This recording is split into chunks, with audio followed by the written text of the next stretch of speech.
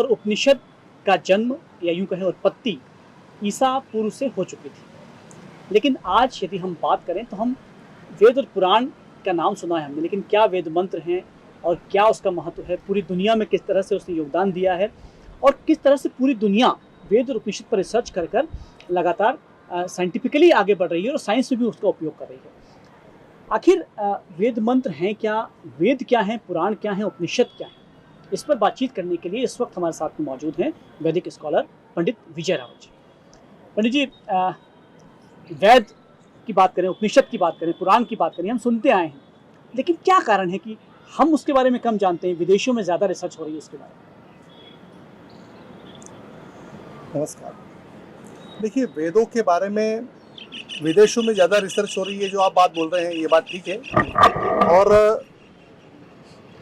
हमारे साथ में कई वर्षों में, अभी 100-150 साल की बात करें हम नियर पास्ट, तो उस समय से हमारे एजुकेशन सिस्टम में ये वैदिक विषय इनकॉर्पोरेट है ही नहीं। तो देखा जाए तो इस पूरी कई पीढ़ियों ने एजुकेशन सिस्टम से वेदों के बारे में उनके साइंटिफिक इंटरप्रिटेशन को समझना कि वो कितने वैज्ञानिक हैं, या वेदों का जो कंटेंट है, वो जो उसके अंदर का सब्सटेंस है, जो कंटेंट है, वो किसी को बहुत ज़्यादा आराम से किसी के लिए उपलब्ध नहीं है।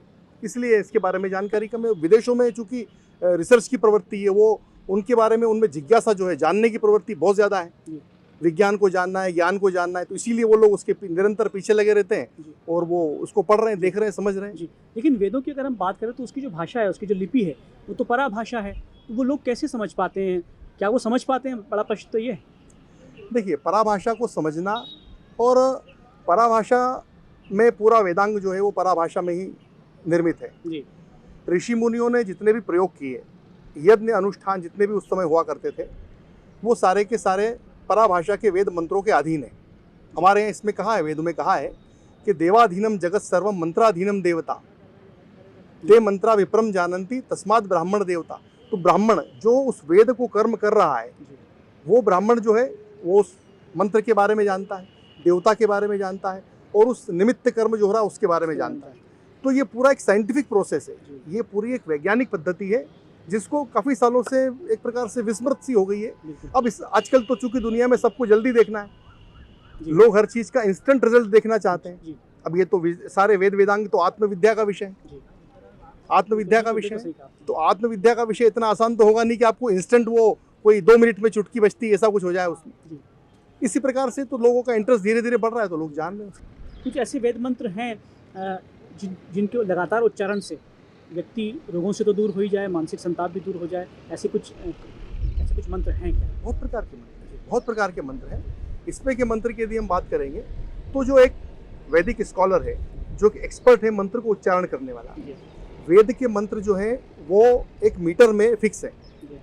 वेद मंत्र के अंदर दुनिया में जितने भी स्क्रिप्चर्स हैं वो सिर्फ प्रेयर्स हैं, वो प्रार्थनाएं हैं। उनमें टेलीपोर्ट होने की कैपेसिटी, उनमें एक लोक से दूसरे लोक में जाने की कैपेसिटी नहीं है, उनमें एक स्थान से दूसरे स्थान तक जाने का कैपेसिटी नहीं है। वेद मंत्र का एक सर्टेन मीटर है। यदि कोई मंत्र एक बोलते हैं हम, जैसे साधारण से एक स्वस्ति वाचन किया है, ओम स्वस्ति न इंद्रो वृद्धश्रवा स्वस्ति न पूखा, तो ये जो मंत्र की इनके अंदर जो स्वर ध्वनियाँ बंधी हुई है, ये एक सर्टेन मीटर है। इन मीटर की अपनी एक फ्रीक्वेंसी है, उस फ्रीक्वेंसी पे विदेश में बहुत रिसर्च हो रही है। इवन जैसे धरती की अपनी साउंड फ्रीक्वेंसी है, आपके नेचर की साउंड फ्रीक्वेंसी है, ओम में साउंड फ्रीक्वेंसीज है अपनी, हार्ट में साउंड फ्रीक्वेंसी, शरीर के अंग अंग में अपना एक स्वयं का वाइब्रेशन होता है, जिसको हम रेजोनेंस या साउंड फ्रीक्वेंसी समझते हैं। ब्रेन मैपिंग जो होती है, ब्रेन की साउंड फ्रीक्वेंसी समझते हैं। तो ये साउंड फ्रीक्वेंसी जो है हर एक वेद मंत्र में, बहुत सारे वेद मंत्रों की सर्टेन साउंड फ्रीक्वेंसी है, और वो मीटर उसके बीच में ही आता है, जो मीटर आज साइंटिफिक रिसर्च में आपको देखने को मिलेगा। तो बहुत सारी मेंटल डिसीजेस में, बहुत सारी मेंटल डिसऑर्डर्स में वेद मंत्र काम करते हैं। तो निश्चित ही वेद मंत्र को यदि समझ लिया जाए, और उनका उच्चारण तो खैर बहुत दूर की बात है क्योंकि उसे समझना पड़ेगा, लेकिन सिर्फ उन्हें श्रवण कर लिया जाए और एक गाइडेंस के माध्यम से श्रवण कर लिया जाए, तो ना सिर्फ मानसिक शांति आती है, बल्कि बहुत सारी व्याधियाँ जो हैं वो अपने आप दूर हो जाती हैं। और बचपन से यदि प्रैक्टिस में ले आए बच्चे, तो भविष्य में सारी व्याधियों से बच भी सकते हैं। ज़रूरत है वेद और उपनिषद के महत्व को समझने की और उस विधि को अपनाने की जो पंडित विजय रावल जी ने पैदा की है, उत्पन्न की है, डिस्कवर की है।